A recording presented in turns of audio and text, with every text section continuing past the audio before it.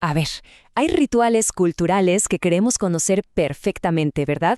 Pero, ¿qué pasaría si uno de los más icónicos de Japón, la ceremonia del té, guardara un secreto religioso increíble y lo haya hecho por más de 400 años? Fíjense bien en este objeto. A primera vista es un chaguán, o sea, un cuenco de té. Pero no es una antigüedad cualquiera. Este cuenco fue roto, a propósito, y luego sus pedazos se unieron con laca y oro, usando esa técnica tan bella conocida como kintsugi. Pero lo que es realmente fascinante es el resultado, lo que se formó al repararlo, una cruz cristiana ahí justo en el centro. Y claro, esto nos deja con una pregunta gigante, ¿no? ¿Qué está haciendo un símbolo del catolicismo en el corazón de un objeto tan pero tan japonés? Bueno, esa es la pregunta que vamos a explorar. Y la respuesta, créanme, nos va a llevar a una historia oculta de fe, de poder y hasta de una especie de rebelión estética. Ok, para empezar a desenredar este misterio, tenemos que hacer un viaje en el tiempo. Vámonos al Japón del siglo XVI, una época de contrastes brutales, donde dos maneras de ver el mundo estaban a punto de chocar. Estamos en el periodo Momoyama. Imaginen un momento de cambio total, de una efervescencia increíble. Por un lado, Japón por fin se está unificando bajo líderes militares muy poderosos. Pero al mismo tiempo, por los puertos están llegando ideas completamente nuevas desde Occidente. Y con ellas, una fe que lo iba a cambiar todo, el cristianismo. Y miren, este conflicto se puede ver, literalmente. A la izquierda tenemos el salón de té del Shogun Hideyoshi, todo de oro. Es el poder, la riqueza, la ostentación en su máxima expresión. Y a la derecha, la casa de té Taiyan, diseñada por el maestro Sen no Rikyu. Es diminuta, rústica, parece casi una cabaña humilde. O sea, son dos universos chocando en un mismo ritual. Y que nadie piense que esto era solo una cuestión de gustos, ¿eh? Era mucho más profundo. Era una batalla filosófica. Para Hideyoshi, el shogun, la ceremonia del té era política pura, una forma de mostrar su estatus con objetos de lujo perfectos, carísimos. En cambio, para Rikyu, el maestro, era todo lo contrario.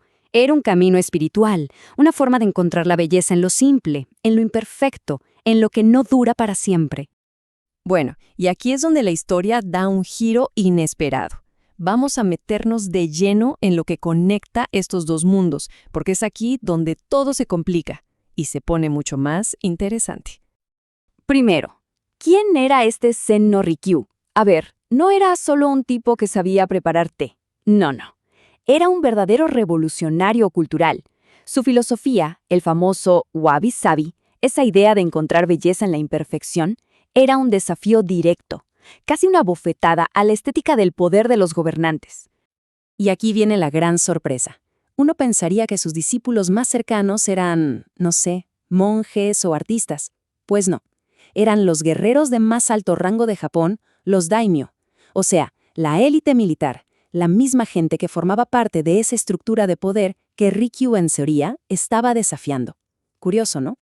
Pues aquí está la clave de todo este asunto. Resulta que, en el mero centro de la ceremonia del té, en el círculo íntimo de su maestro más grande, había un grupo muy influyente de estos samuráis de élite que eran cristianos devotos, católicos. Y no era un caso aislado o una simple coincidencia. Estamos hablando de figuras importantísimas. Nombres como Takayama Ukon o Gamo Ujisato eran católicos convencidos.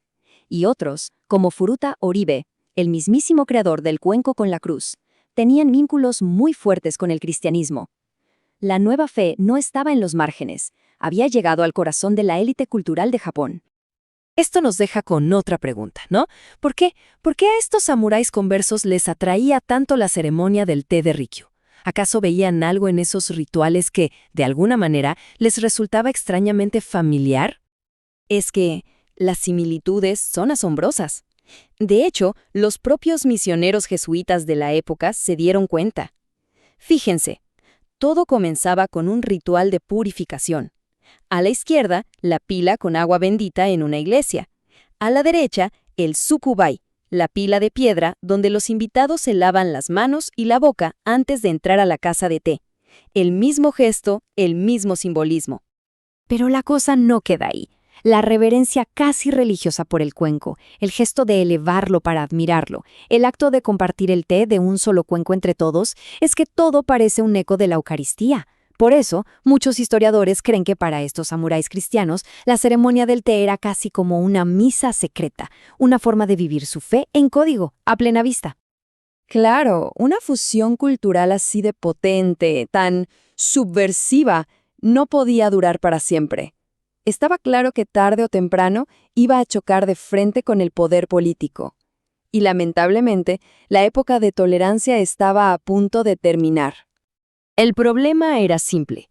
El shogunato exigía lealtad total, absoluta, y el cristianismo hablaba de una lealtad a un dios, a un señor que estaba por encima del shogun. Esto fue visto como una amenaza directa al poder. Y así, de la noche a la mañana, se acabó la tolerancia y empezó una persecución brutal.